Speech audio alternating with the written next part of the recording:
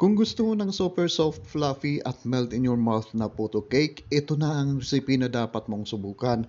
Napakasarap nito, perfect pang merienda, pang negosyo, pang handa o anuman okasyon. Tara, simulan na natin.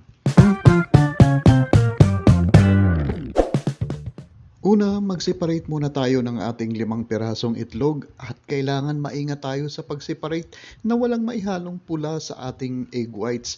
Bali, egg whites lang po ang kakailanganin natin dito para puting-puti ang ating puto. At yung egg yolks naman ay tatabi lang natin at gagawin nating leche flan mamaya.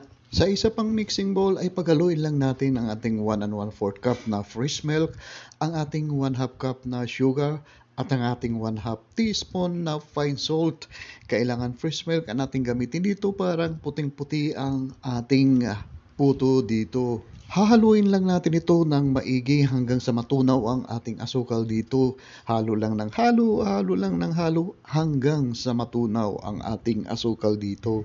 Pagsamahin naman natin ang ating 2 cups na all-purpose flour at ang ating 1/2 tablespoon na baking powder. Haluin lang muna natin ito at gradually ay dadagdag natin ito doon sa ating liquid na mixture. Gradual lang po ang ating pagdagdag po dito habang tuloy-tuloy nating hinahalo ang ating mixture po dito para maiwasan po ang buo-buo dito sa ating butter. Kung medyo malapot po ang ating butter po dito, magdadagdag lang po tayo dito ng pakunti-kunti ng tubig at dapat ganito ang consistency ng ating butter. Oops, muntik na natin makalimutan ang ating 1 tablespoon na vegetable oil at haluin natin uli ito. Importante madagdagan natin ng vegetable oil para maging malambot na malambot po ang ating photo cake. Ngayong gagawin na natin ang ating meringue gamit ang ating 5 na egg whites. Ibibit lang po natin ito ng ibibit hanggang sa una maging foamy ang ating egg whites po dito at magdadagdag tayo dito ng 1 teaspoon na vinegar o lemon juice o kung wala tayong cream of tartar. At itutuloy-tuloy lang po natin ang ating pagbibit hanggang sa maging mabula na talaga ang ating egg whites dito bago po natin gradually idagdag ang ating 1/2 cup na sugar.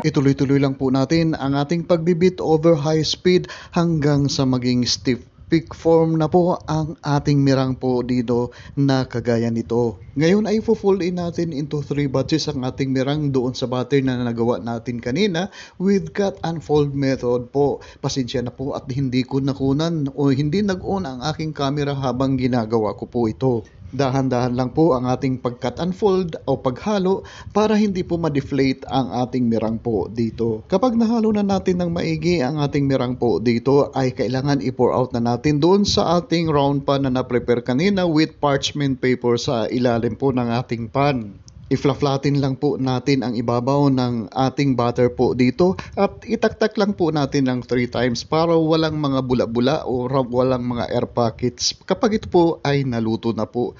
At i-steam lang po natin ito ng mga 40 minutes, 30 to 40 minutes ay pwede na at siguradong luto na ang ating photo cake dito. Pero bago po natin i-steam ang ating photo cake ay gadgaran muna natin dito ng enough na cheese po, Edin cheese na original po ang ginamit ko po dito.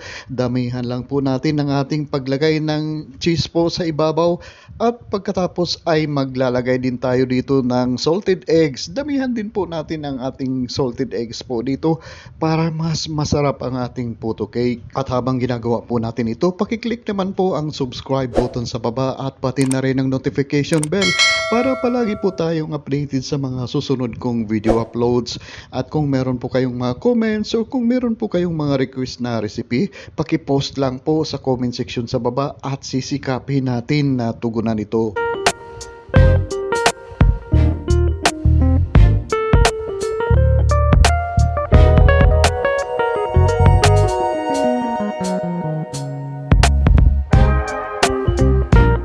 At tulad ng sabi ko kanina, i-steam po natin ang ating photo cake po dito ng mga 30 to 35 minutes po at siguradong luto na po yun.